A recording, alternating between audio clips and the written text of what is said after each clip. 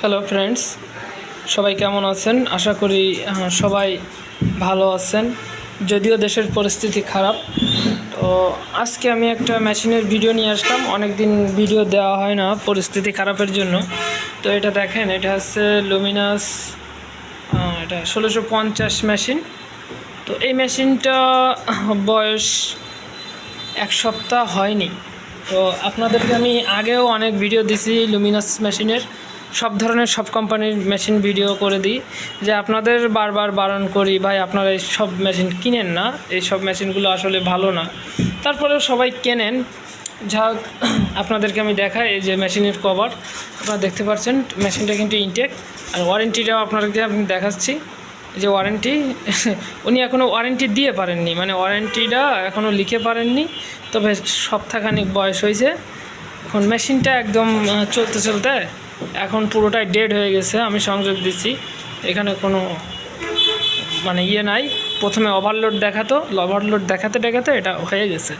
তো আপনারা দেখতে পাচ্ছেন এটা একদম ইনটেক।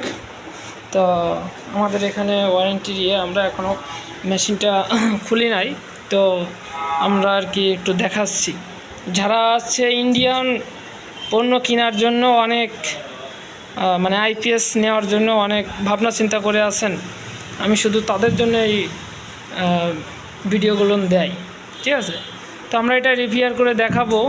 এগুলো এসএমপিএস মাদারবোর্ড, অ্যালুমিনিয়ামের ট্রান্সফরমার। আমি গত ভিডিওতেও অনেকগুলো দেখাইছি।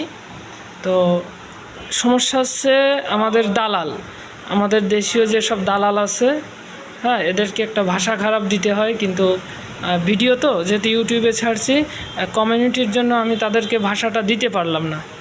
তো আপনারা আসলে দালালদের কি বলবো, আমাদের যেসব পাবলিক, ইনাদের রুচিবোধটাই খারাপ, ঠিক আছে? এই জন্য ওনারা এইসব ধরনের মেশিনগুলো কেনেন এবং প্রতারিত হয়।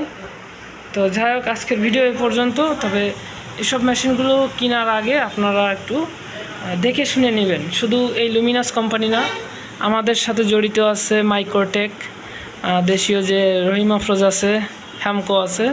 বিশেষ করে রহিম আফরোজ সব থেকে বর্তমানকার বাজে মেশিন, কারণ ইন্ডিয়ান মাইক্রোটেক কোম্পানির কাছে ওনারা এখন বর্তমান কন্ট্যাক্ট। এর আগে রহিম আফরোজ এই লুমিনাস কোম্পানির সাথে কন্ট্যাক্ট ছিল। তো বর্তমান হচ্ছে মাইক্রোটেকের সাথে, ওটা আরও একদম বাতিল মাল। তো কেনার আগে সবাই একটু ভেবে চিন্তে কিনবেন। সবাই ভালো থাকবেন।